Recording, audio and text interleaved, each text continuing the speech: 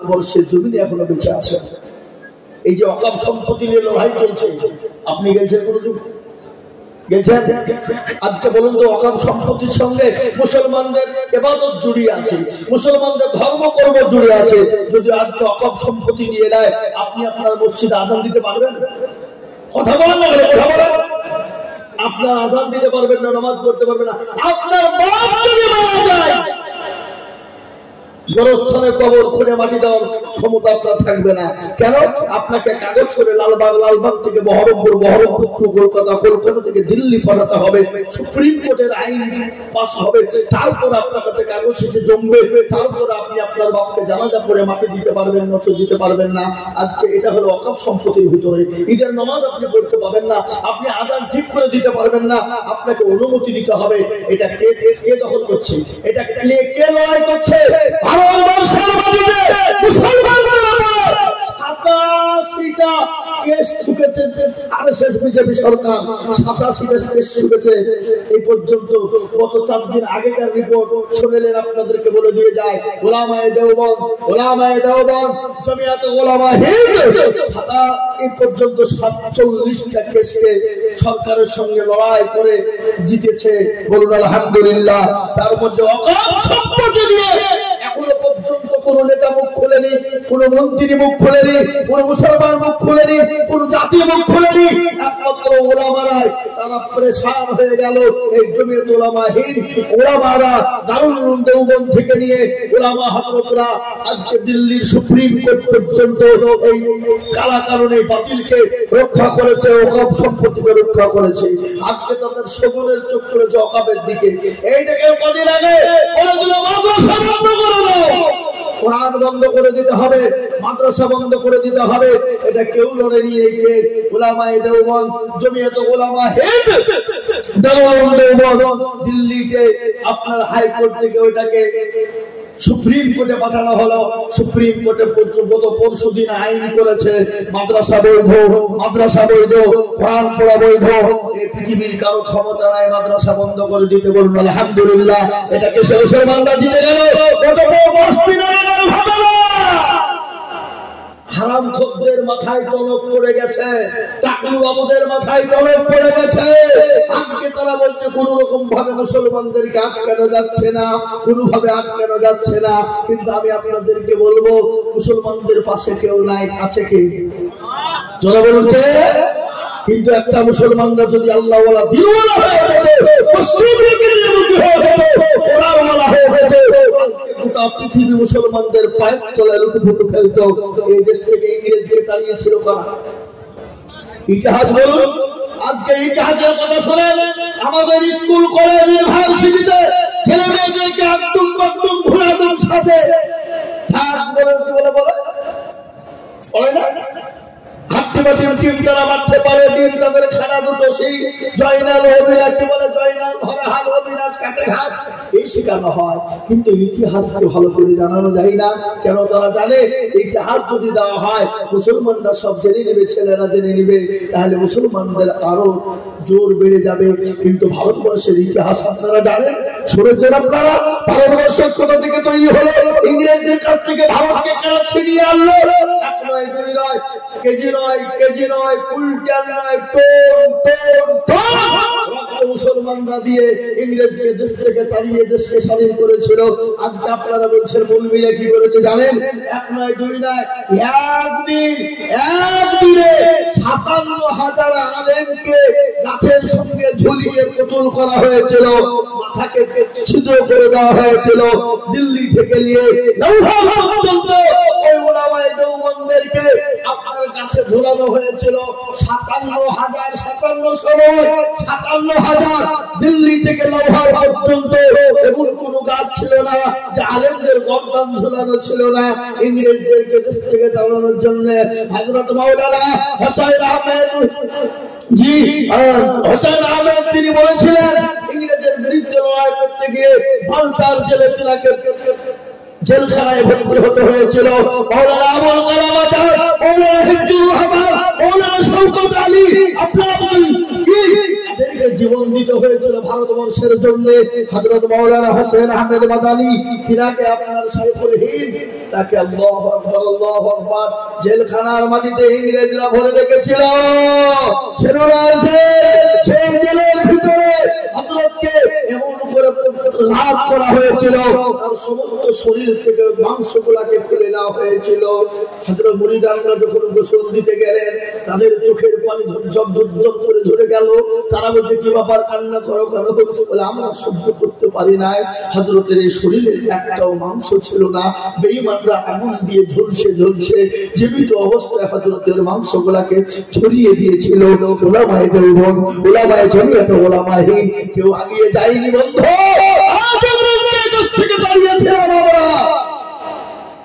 আজকে আমরা কাউকে কিছু বলি নাই, বলবো না। তারা আজকে নদী দেখেছে, সমুদ্র দেখেছে, কিন্তু সমুদ্রের গভীরতা তারা মাপেনি। তারা ঘুঘু দেখেছে, কিন্তু ঘুঘুর ফান তারা দেখেনি। আজকে মুসলমানদেরকে তারা মনে করছে এরা হলো চুহার জাত, এরা হলো মুরগির জাত। আমি আপনাদেরকে বলবো, মুসলমান চুহা নয়, মুসলমান মুরগির জাত নয়, মুসলমানরা হলো সিংহের জাত। এই মুসলমানরা কাউকে কিছু বলে না। যেমন জঙ্গলের সব থেকে রয়্যাল বেঙ্গল টাইগারের থেকে আরেকটা আছে, যার নাম হলো সিংহ। চুপ হয়ে ঘুমিয়ে থাকে, কুচি বলে না। যখন খেপে যায় গোটা জঙ্গলকে তছনছ করে দেয়, দেয় না? বলুন, দেয় কি দেয়? মুসলমানরা ঘুমিয়ে রয়েছে। মুসলমানদেরকে জাগিও না, মুসলমানদের কোরআনের উপর আঘাত করো না, মুসলমানদের মাদ্রাসার উপর আঘাত করো না, মসজিদের উপর আঘাত করো না। মুসলমান জীবন দিয়ে দেবে, কিন্তু মুসলমান কোরআন এবং হাদিস এবং মাদ্রাসার ক্ষতি হতে দেবে না। কদিন আগে গুস্তাখে রাসূল বোম্বাই মহারাষ্ট্রের মাটিতে এক পুরোহিত রামজি আমার নবীকে নিয়ে কুটিকুটি করেছিল, আমার নবীকে গালি দিয়েছিল, আমার নবীকে নিয়ে পরিচিকার মন্তব্য করেছিল। গজওয়ায়ে হিন্দ আপনার দেখিয়ে দিল মহারাষ্ট্রের মাটিতে। এমন ভাবে দেখিয়ে দেওয়া হলো, তারা জোড়হাত করে আমাদের কাছে ক্ষমা চাইতে বাধ্য হয়েছে। যে মুসলমান গুলির ভয় করে না, যে মুসলমান বুক পেতে দিতে পারে, সে মুসলমানকে ভয় দেখিয়ে তার মসজিদ মাদ্রাসাকে ভেঙে দিও না। কিন্তু ইসলাম বলেছে, তোমরা লড়াই করো না, ঝামেলা করো না, সংঘাত করো না, কিন্তু তোমরা আমাদের ধর্মে আঘাত দেবে, আমরা সহ্য করে নিতে পারবো না। আজকে আমি বলবো বন্ধু, মুসলমানেরা, আজকে ভারতবর্ষের জন্য এখনো পর্যন্ত সুযোগ যারা দিল্লি গিয়েছেন, দিল্লির যে ইন্ডিয়া গেট রয়েছে, ওই ইন্ডিয়া গেটে অলিমুদ্দিন, সলিমুদ্দিন, আব্দুল রহিমান, আব্দুল জব্বার, আব্দুল গফফার, আব্দুল সাত্তার, আব্দুল সুবহান, আব্দুল মুবারক, তাদের নাম এখনো পর্যন্ত লেখা আছে। 395 জনের নাম সোনার অক্ষরে লেখা আছে। গৌতম কি বলে, অমক কার্তিক, অমক দাস, এই কথা কিন্তু তাদের ভিতরে একটা ওই ইন্ডিয়া গেটে লেখা নাই। আজকে ভারতবর্ষ তোমরা কায়ে পেয়েছো, আজকে আমাদেরকে তোমরা তাড়িয়ে দিতে চাইছো, আমাদের ওপর আক্রমণ, কিন্তু আমাদের কেউ পাশে না। আমাদের পাশে একজন আছে, তিনি হলেন আমার আল্লাহ। আল্লাহ বলেছে, বান্দারে তোমরা আমার দিকে লক্ষ্য করো, আমি আল্লাহ পৃথিবীর জমিনে তাদেরকে ধ্বংস করে দেব। ফেরাউন এসেছিল, পারে না। আবু জেহেল পারে না, আবু লাহাব পারে না, উতবা সাইবা মুগিরা পারে না। এই যুগের বেঈমানেরা ইসলামকে মিটিয়ে দিতে পারবে না, কোরআনকে মিটিয়ে দিতে পারবে না। একবার চিলিয়ে বলুন না ইনশাআল্লাহ। ও মুসলমানেরা, আমার নবীকে সেই দিন গালি দিয়েছিল, আর আমি আপনাদেরকে বলবো, আর পৃথিবীর জমিনে ও মুসলমান গো, আমাদেরকে কেউ যদি গালি দেয় সহ্য করে নিব, মা বাপকে কেউ যদি গালি দেয় সহ্য করে নিব, কিন্তু আমার নবীকে কেউ যদি গালি দেয়, আমরা এক বিন্দু রক্ত থাকতে শুনবো না। শুনবো, কেউ শুনবো? যারা নবীকে গালি দেয়, নবীর সঙ্গে খারাপ মন্তব্য করে, তারা মুসলমান হতে পারে না। তারা হলো নবীর দুশমন, তারা হলো বাপের জাগল সন্তান, তারা হলো বাপের কুলাঙ্গার সন্তান। তারা নবীকে গালি দেয়, তারা নবীর সঙ্গে খারাপ ব্যবহার করে। আপনারা জানেন ওয়ালিদ ইবনে মুগীরা বলে একজন কাফের ছিল, কাফেরদের নেতা, বিশ্ব নবীকে গালি দিয়েছিল, আল্লাহর নবীকে গালি দিয়েছিল। আল্লাহর নবী সাহাবারা সহ্য করতে পারে না, চোখ গেল মোটা মোটা হয়ে গেল। নবীকে বলে নবী গো, আল্লাহর হাবিব, একটা বারের জন্য বলো আমরা ওয়ালিদ ইবনে মুগীরাকে ধ্বংস করে দেব, পুতুল করে ফেলবো। আল্লাহর নবী বলে না না, তার খোঁজ নিয়ে দেখো তার মা বাপের জন্মের কোনো দোষ আছে। বুঝলা, তার মা বাপের জন্মের দোষ আছে, সে বাপের কুলাঙ্গার সন্তান। আল্লাহর নবী বলেছে, আচ্ছা বলুন তো নবীর কথা সত্য না মিথ্যা? কথা কন, কতটা সত্য? 100% সত্য। কেউ যদি কিঞ্চিত পরিমাণ সন্দেহ করে সে মুসলমান হতে পারে না। খোঁজ নিয়ে দেখবেন তার ইমানের বড় দুর্বল। বুঝতে পারলেন না? কথা বলেন না, বলেন না কেন? ইসলামের কত সত্য। গোটা বাজারের লোক, পাড়ার লোক, গ্রামের লোক, বাড়ির লোক, ছেলে থেকে মেয়ে নিয়ে সবাই বলে ওয়ালিদ ইবনে মুগীরা তোমার নাকি বাপের দোষ আছে, তোমার নাকি জন্মের দোষ আছে, বাড়ি থেকে বেরোতে পারে না। নেতা গোছের মানুষ, নেতা বুঝেন না, পাতি নেতা। এই পাতি নেতা বুঝেন না? আজকে যদি কোন নেতার পিছনে যদি কেউ যদি ঘুরতে পারে, এমএলএ এমপির পিছনে, তো বাবা ওর দাপটে গ্রামে থাকাই মুশকিল। কথা কন না কেন? হ্যাঁ, ওর মধ্যে বিরাট কিছু হয়ে গেছে। চামচি কি চামচা বোঝেন না? চামচা কাকে বলে? যে পেছন পেছন নেতার পেছন তেল মাথায়। সেদিন আমি এক জায়গায় দেখেছি, বাবার নেতা একেবারে নেতা পাশে বসে আছে, আমার এমন দেওয়া দিয়েছি তখন আমার দিকে এরকম তল চলে গেছে। কোনো যায় আসে না, 9 টাকা কি 9 টাকা কোনো ব্যাপার না। এ বাবা, আজকে আমি আপনাদেরকে বলবো ওয়ালিদ ইবনে মুগীরাকে নবী বলেছেন তোমার জন্মের কোনো দোষ আছে খোঁজ না। ও মুসলমান, ওয়ালিদ ইবনে মুগীরা কিন্তু বাড়ি থেকে বেরোতে পারে না, বাড়ি থেকে বেরোতে পারে না। সবাই যখন এরকম কথা বলতে শুরু করে, ঘরের ভিতরে একদিন চলে গেল, 2 দিন চলে গেল, 3 দিন চলে গেল। তার মাকে ডাক দিয়ে বলে মা গো, মা, বলে মা গো, একটা কথা আপনাকে জিজ্ঞাসা করবো মা। বলে বাবা রে, কি কথা বলবে বলো? বলে আল্লাহর নবী মুহাম্মদ তিনি লোকটি কেমন? বলে লোকটি তো বড় ভালো, তিনি তো বড় ভালো মানুষ। বলে মা গো, তিনি কি ভালো মানুষ? বলে না, তিনি তো নবী, তিনি তো ভালো কথা বলেন, সত্যবাদী, তিনি যেটা বলেন সত্য বলেন, মিথ্যা বলে না। বলে মা, আমি মুহাম্মদ সাল্লাল্লাহু আলাইহি ওয়াসাল্লামকে গালি দিয়েছিলাম, এই জন্য আমাকে বলেছে তার জন্মের কোনো দোষ আছে। মা বলে বলো আমার নাকি জন্মের কোনো দোষ আছে? মা বলে বেটা রে, আমি আজকে তোমাকে মিথ্যা কথা বলবো না বেটা। বলে মা কিরকম কিরকম? বলে বাবা নবীজি যে কথাটা বলেছে সেটা সত্য বলেছে, এটা মিথ্যার কোনো অবকাশ না। বলে মা কিরকম? বলে বেটা আমি একদিন বাড়িতে ছিলাম, হঠাৎ করে ঝিম ঝিম ঝিম ঝিম ঝিম ঝিম ঝিম ঝিম করে পানি আসছিল। তোর চাচা আমার ঘরের ভিতরে প্রবেশ করলো, আমার সঙ্গে জবরদস্তি সে মিলন করলো। আর মিলনের কারণে 2 জন্ম নিয়েছিস রে বেটা। এই জন্য নবী যেটা বলেছে সত্য বলেছে। ও বেটা, রাসূলের কথা মিথ্যা হতে পারে না। আজ আমি আপনাদেরকে বলবো, ও মুসলমানেরা, যারা আলেম উলামাদেরকে গালি দাও, আলেম উলামাদের সম্পর্কে খারাপ মন্তব্য করো, তারা হলো নবীর ওয়ারিস। নবী বলে গেছেন আল্লাহ বাবু ওয়ালা ওয়ারাসাতুল আম্বিয়া। খবরদার আলেম উলামাকে গালি দিও না, আলেম উলামার সঙ্গে খারাপ ব্যবহার করো না, আলেম উলামার সঙ্গে নোংরা ব্যবহার করো না, আলেম উলামার সঙ্গে খারাপ মন্তব্য করো না, তাহলে তুমি কুফরি করে ফেলবে। জেনে নিতে হবে, জেনে নিতে হবে তোমারও কোন রকম না কোন রকম দোষ আছে। হাদিসে নবী চলে গেছে, কিন্তু নবীর ওয়ারিস কারা? কথা বলেন না, কারা? আল্লাহ নবী বললেন আল উলামা ওয়ারাসাতুল আম্বিয়া। আমার রাসূল বলে গেলেন আমি নবী চলে গেলাম, আমার ওয়ারিস হিসেবে উলামাদেরকে রেখে গেলাম। খবরদার উলামাদের সঙ্গে খারাপ ব্যবহার করবা না। আল্লাহর কোরআন বলেছে ইন্নামা ইয়াখশাল্লাহা মিন ইবাদিল উলামা। পৃথিবীর জমিনে আল্লাহকে যদি কেউ বেশি ভয় করে, আল্লাহকে বেশি মানে, তারা হলো আলেমেরা, তারা হলো উলামারা।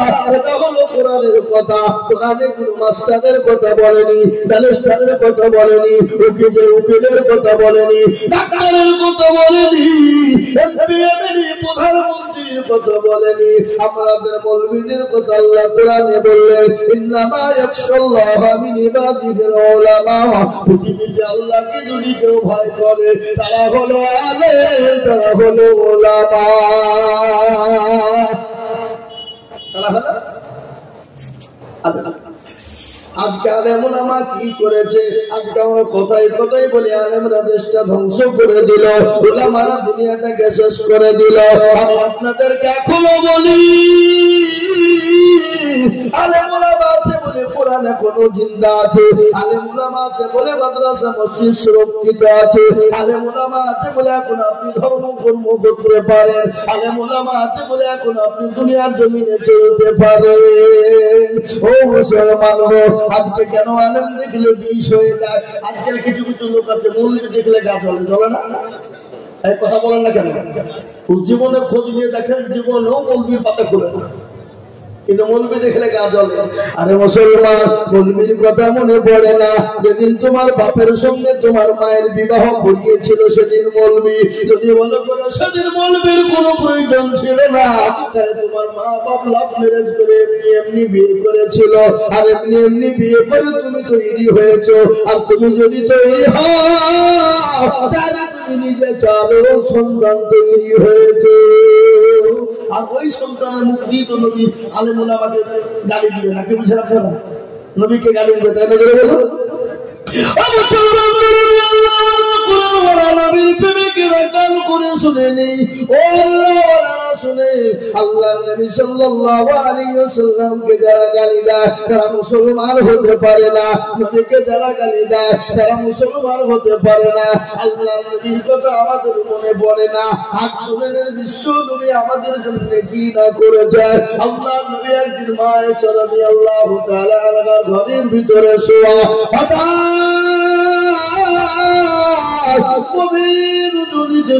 উঠে গেলেন।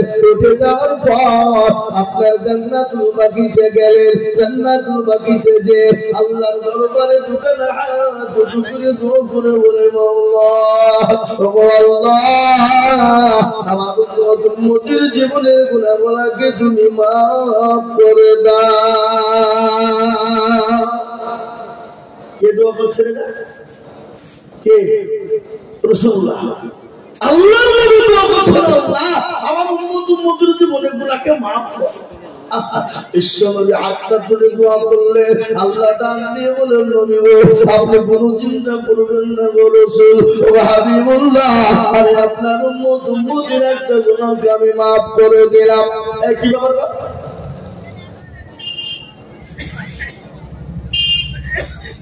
একটু বসেন, উঠবেন না ভাই আমার বাবা জীবনেরা।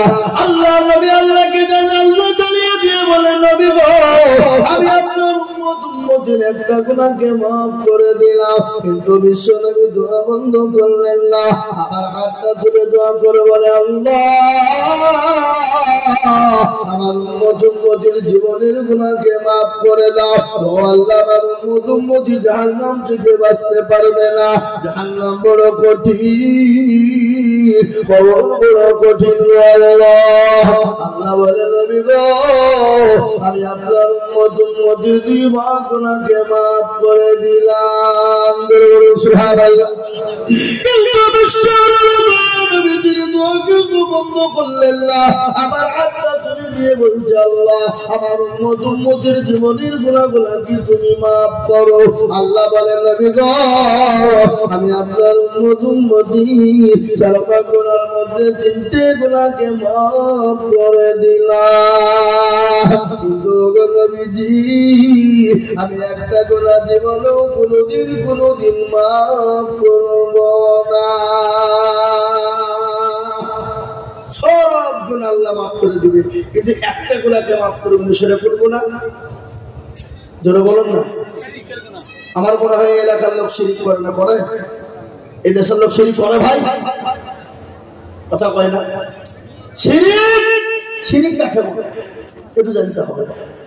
আজকে আমরা আল্লাহ ছাড়া কাউরির কাছে ভালো মন্দর মালিক বানাই, আল্লাহ ছাড়া কাউরির কাছে মাথা নত করি, আল্লাহর কাছে কাউরির কাছে সিজদা করি, আল্লাহ ছাড়া কাউকে আমরা আপনার ভালো মন্দ ভাগ্যের মালিক বলে দিই। এটা হলো শিরিক। আর শিরিক কাকে বলে? যাদের 10 বছর বিয়ে হয়েছে বাচ্চা হয় না, চৌতলা বেলতলা গাছতলা মেঘতলা হলঘরে লোনাঙ্গা পেটনাঙ্গা আলাহাদি সালফি সাফি মালিকি কুচ্চগিরি ছোট পীর বড় পীর হঠাৎ পীর বালিশ পীর বেল পীর কানা পীর দজ্জাল পীর ডেঙ্গা পীর খিচুড়ি পীর বাপের জামা গায়ে দিয়া পীর তার দরবারে গিয়ে বলে মেরে খাজা গোদ মেরে গেলে কেউ বানা দো। আল্লাহ তো ফটাবো খাজা কেউ ফটাবো। বুঝতে পারলেন না? এ বাবা সন্তানদের মালিক কে? জোরে বলুন কে? রুজির মালিক কে? সম্পদ দেওয়ার মালিক কে? তাই বলে আপনারা মনে করছেন মৌলবি নাকি আলমের দুশমন, মৌলবি নাকি পীরের দুর্নাম করছে। না, আমি পীরের দুর্নাম করিনি।